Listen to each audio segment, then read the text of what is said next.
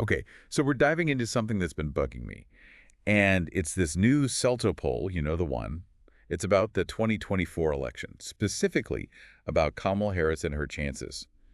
And, well, the results are uh, interesting, to say the least.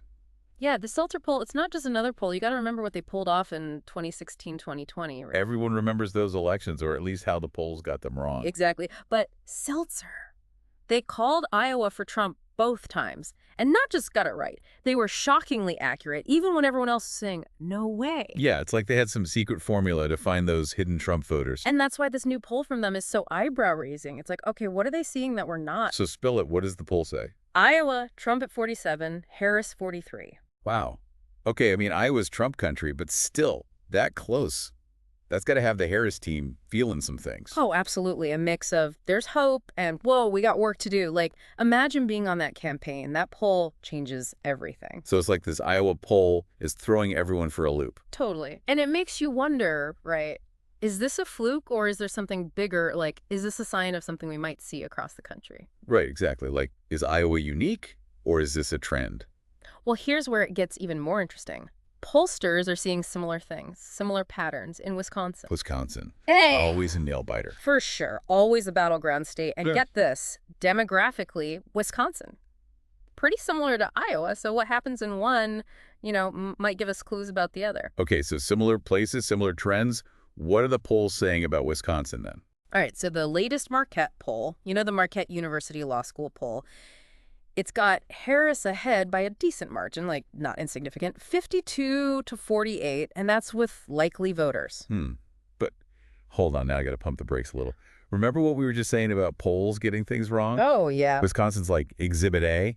Yeah, you're right to be cautious. Clinton, Biden, both ahead in the polls there. And, well, we know how that turned out.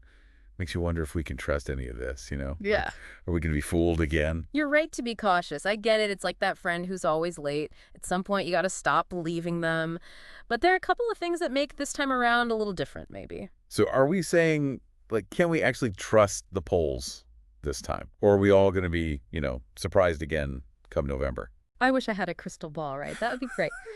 But sadly, politics, they're not exactly predictable. And we've got a long way to go before November. A lot can happen. For sure, for sure.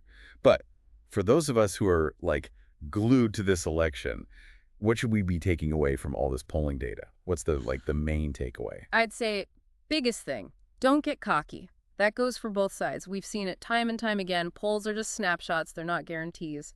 Things change. Yeah, no doubt. November is a lifetime away in politics. But it sounds like you're saying there's maybe room for some cautious optimism.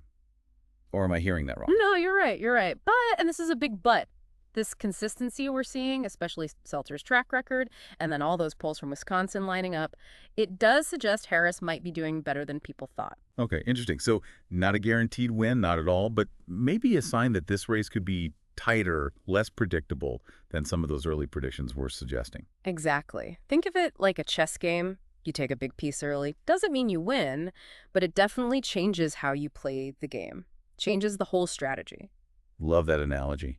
And it feels like with everything so close these days, every state, every single vote matters. The article even mentioned, even if Harris flips Wisconsin, she still needs 2 more battleground states, at least, to win the whole thing.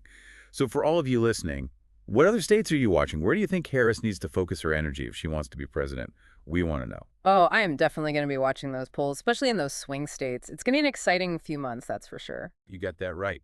And you'll be here to break it all down as it happens. Until then, catch you later.